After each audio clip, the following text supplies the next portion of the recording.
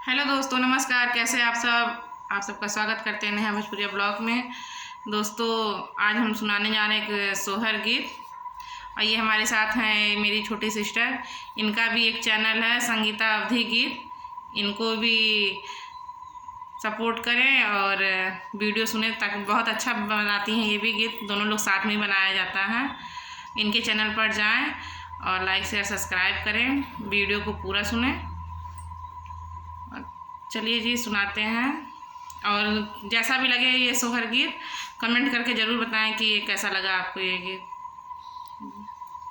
लालन का रंगी गोरा हमारे पिया, लालन का रंगी गोरा हमारे पिया, ना ससुर में सासू गोरी, ना ससुर में सासू गोरी, ना नई घर में मम्मी हमारे पिया, ना नई घर में मम्मी हमारे पिया, लालन का रंगी गोरा हमारे पिया, लालन का रंगी गोरा हमारे पिया, ना ससुर में ससुरी